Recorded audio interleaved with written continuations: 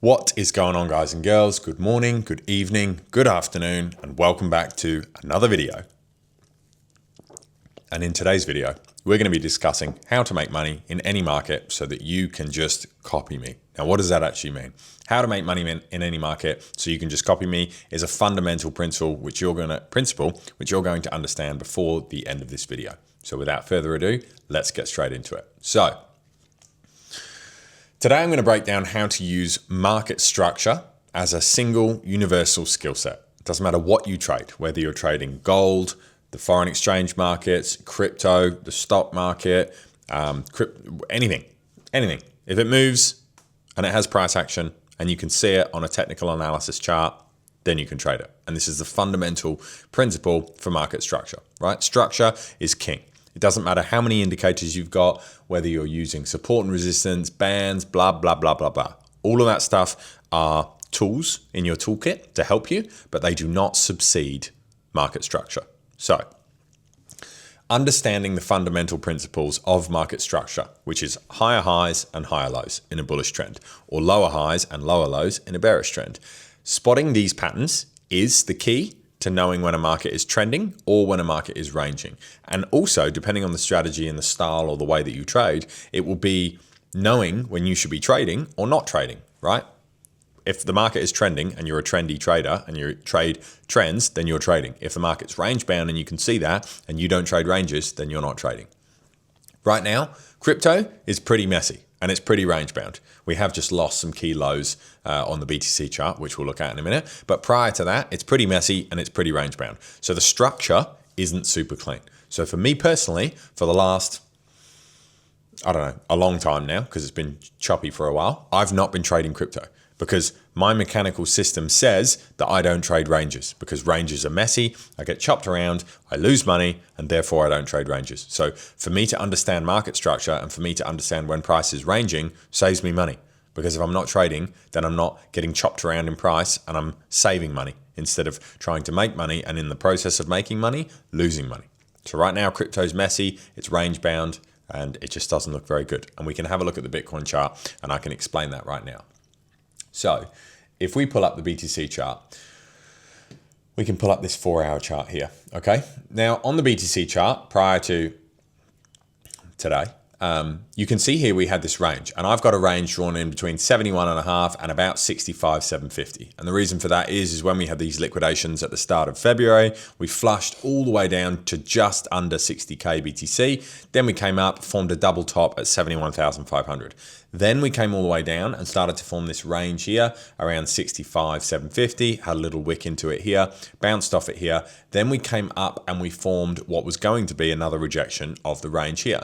But instead, we didn't quite make it there. We made it to around 71K region. Then we sold off and we came all the way back down to the bottom of the range at 65,750, bounced off it almost here, gave it another low test rejection there, bit of a bullish bounce off of here, and something interesting happened. And you can see where I've got these yellow lines drawn over these highs here is because every time I've drawn one, you'll notice something is happening right now. What's happening is we're making lower highs along here, right? So even though we're range bound on the bottom side of this range, this is all just messy chop and I don't want to trade this. But you can see we're making lower highs here. So price is failing to push up and test the range again.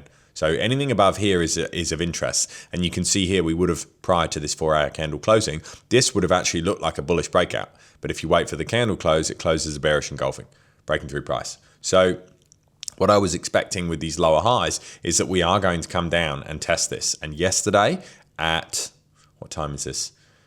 Yesterday morning, we had a bearish engulfing here, which actually had quite an interesting bounce around this 64,400 region where we had a bullish engulfing and what looked to be acceptance back into the range. Now, I don't trade ranges, as I mentioned, so there's nothing for me to do here. When I went to bed last night, we'd flushed down, broken outside the range, and then closed as a bullish inside bar, straight back in the range. So I'm not doing anything here.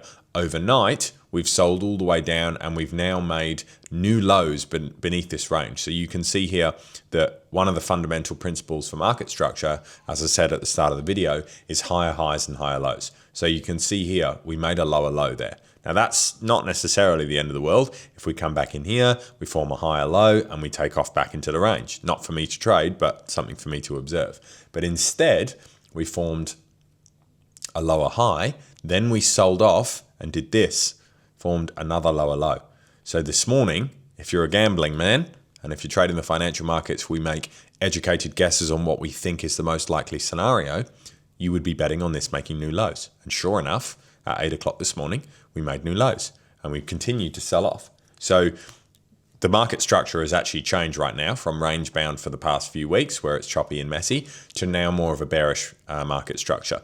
Personally, I'm not looking for any shorts in this region because I want to see how price reacts to these previous lows here. The risk to reward's not going to be good enough, but given the bearish momentum or the lack of bullish push inside this range, I think that potentially crypto heads lower.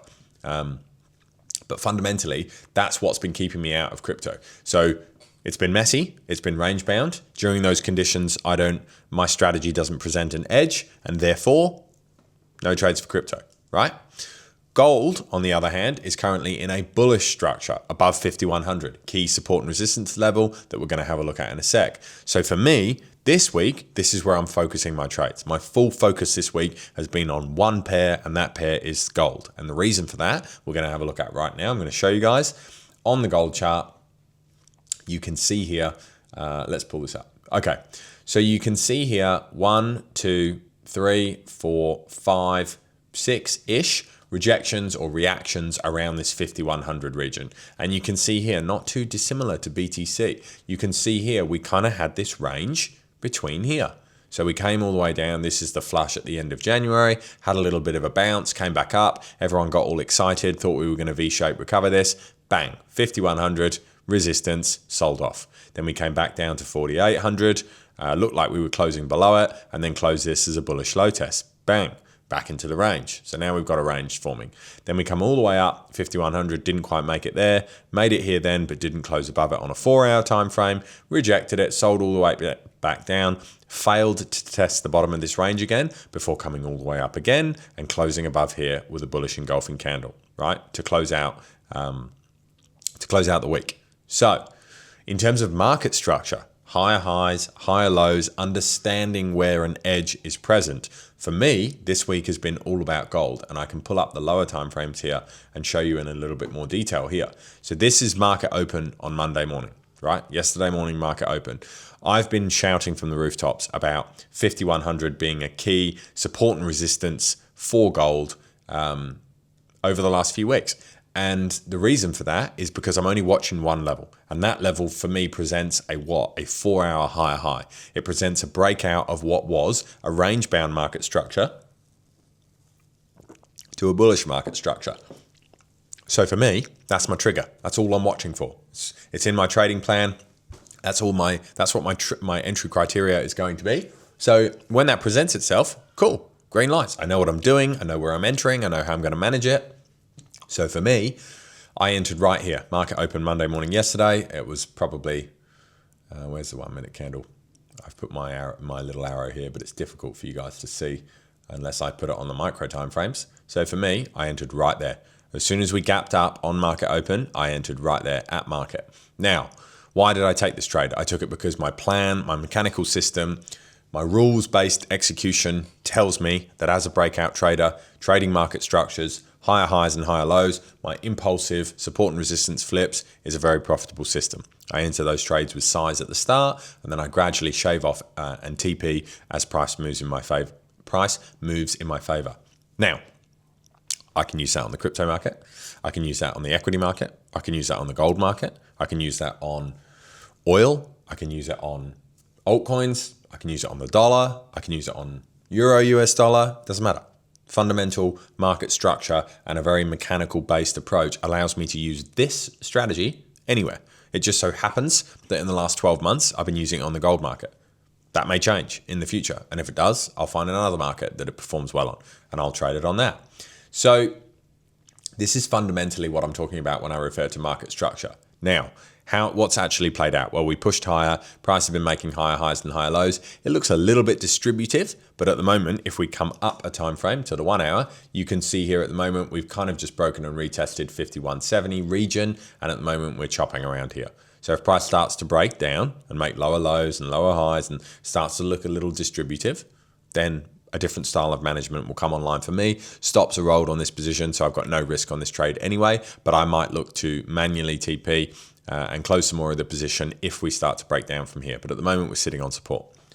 Now, that's my thesis for gold.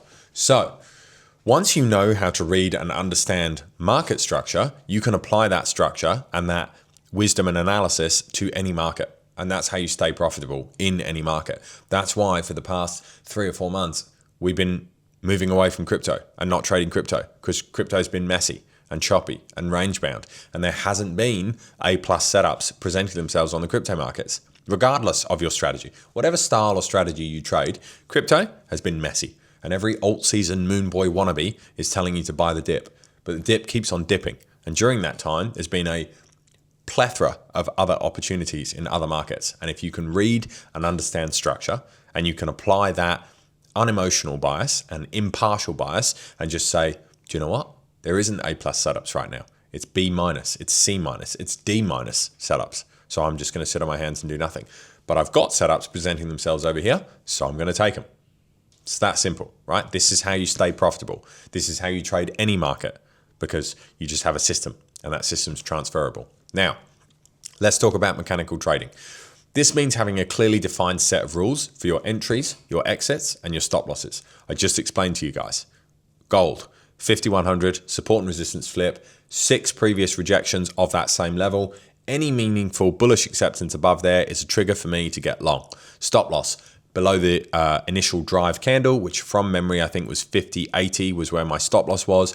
Invalidation for me, where I can manually close a position, would come online if we started to lose any significant levels below 5100, or failure to continue the breakout and it rolls over and sells back below with a bearish engulfing. Then I'll cut it, hard stop at 50.80, TPing on the way up, ultimately leaving a runner, because I believe that the size of this support and resistance flip is a better than average chance we're going to continue higher in the short to medium term for gold. Cool. That's my entry, my exit, my stop loss, my TP, how I'm going to manage it, what I'm going to do, what I'm looking for in a clearly defined set of rules.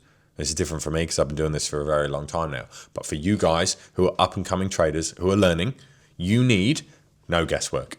You need no emotional trading. You need a trading plan. You need a mechanical system that allows you to sit there with your sniper rifle, bang, bang, and pick off the targets. Not worrying about which gun you're going to choose, have you got the right bullets for it, how to load it, where are you going to aim, how to adjust the sight.